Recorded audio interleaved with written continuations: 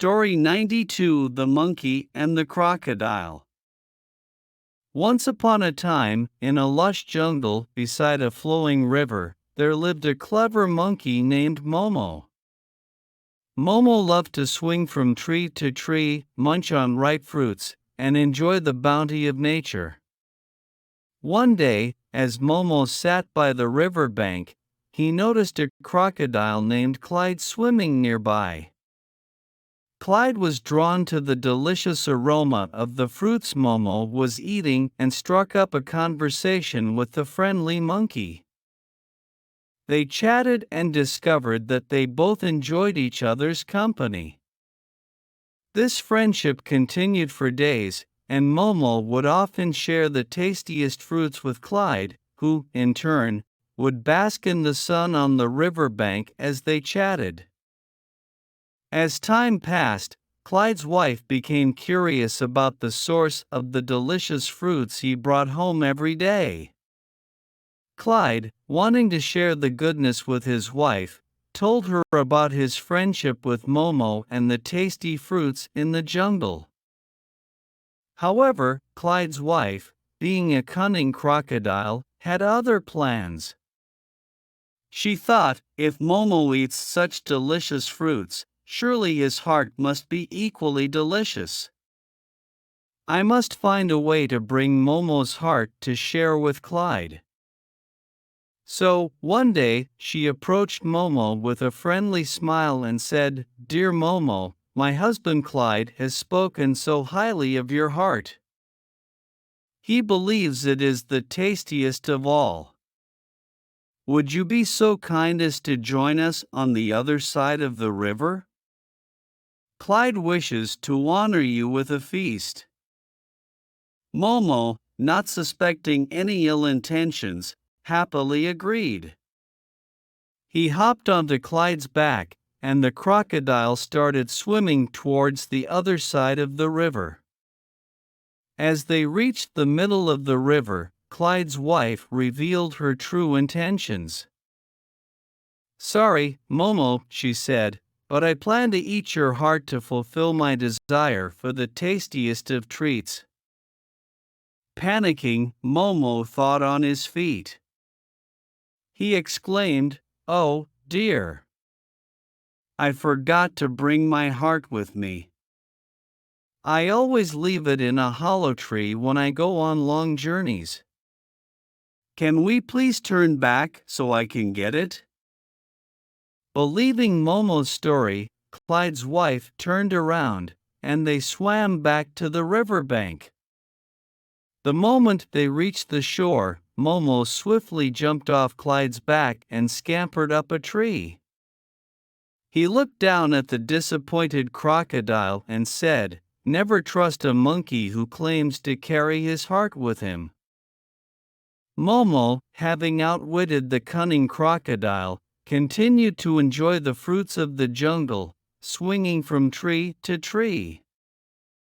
And in the days that followed, Clyde, disappointed in his wife's deceit, chose to maintain his friendship with Momo without any ill intentions.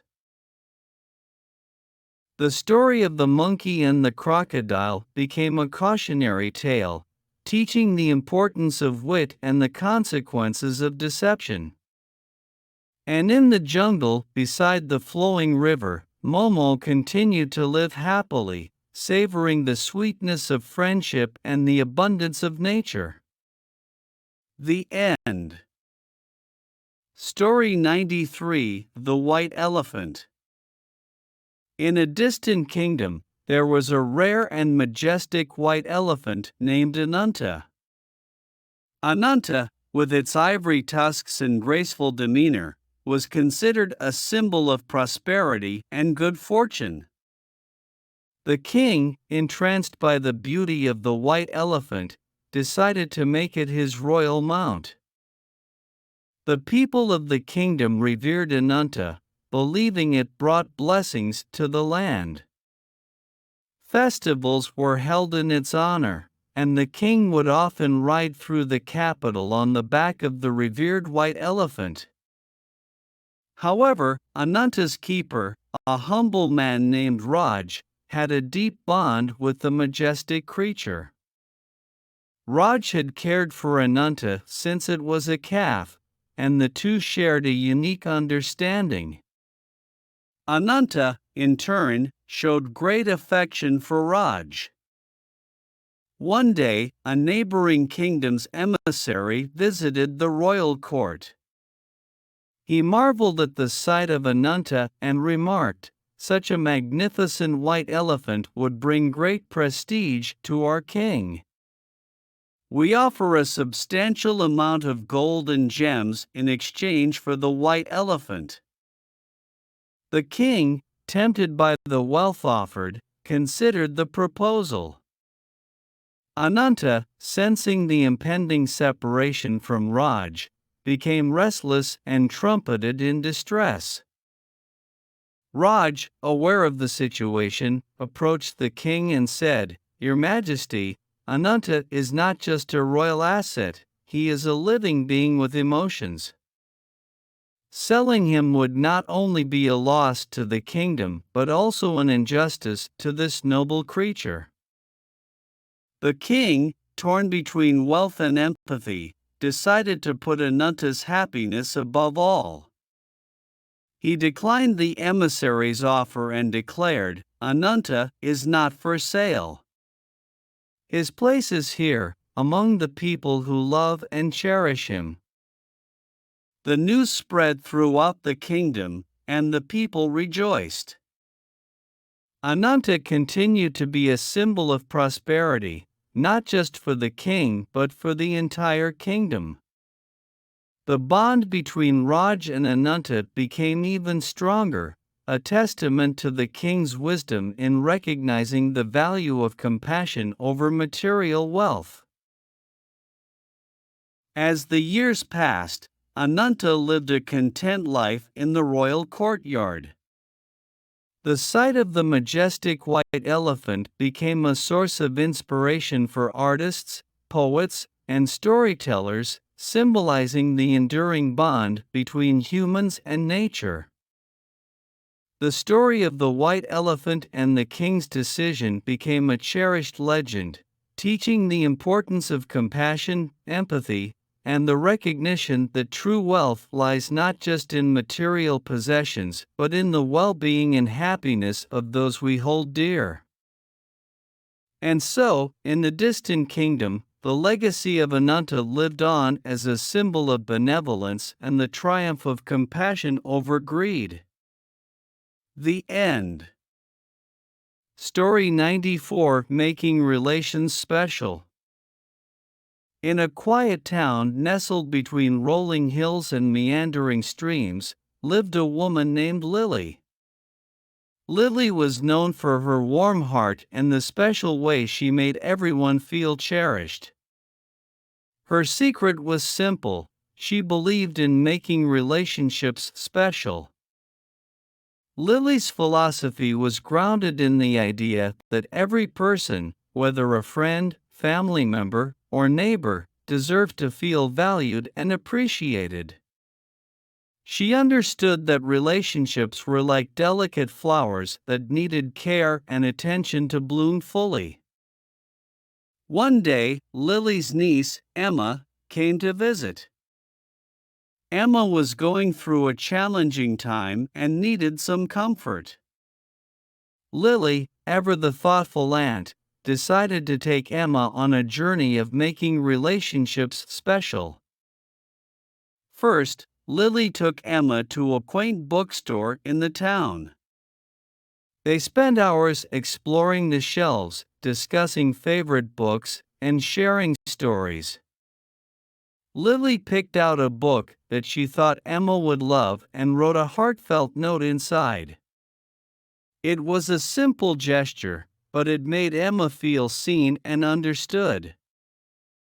Next, Lily and Emma headed to a local bakery. Lily knew that Emma loved pastries, so they indulged in an assortment of sweet treats. While savoring the delicious bites, Lily spoke words of encouragement and support, reminding Emma of her strengths and resilience. In the evening, Lily organized a small gathering with a few close friends and family members. She decorated her backyard with fairy lights and flowers, creating a cozy and inviting atmosphere. Lily encouraged everyone to share stories, laughter, and words of encouragement. It was a gathering filled with warmth and genuine connections. As the night unfolded, Emma felt a profound sense of gratitude and belonging. Lily's efforts had turned an ordinary day into a celebration of relationships. Emma realized that making relationships special wasn't about grand gestures but about the thoughtful and intentional moments that create lasting memories. Inspired by Lily's example, Emma began incorporating the philosophy of making relationships special into her own life. She started sending handwritten notes, organizing small gatherings, and expressing her appreciation for the people around her. Word of Lily's approach to relationships spread through the town, and soon, others embraced the idea. The community began to thrive as people took the time to make each other feel special, whether through a kind word, a thoughtful gesture, or simply spending quality time together. And so, in that quiet town surrounded by hills and streams, Lily's legacy lived on. The notion of making relationships special became a guiding principle for the community, fostering a sense of connection, appreciation, and love. Lily's simple yet profound philosophy had transformed ordinary interactions into extraordinary bonds, creating a tapestry of warmth and belonging that enriched the lives of all who embraced it. The end.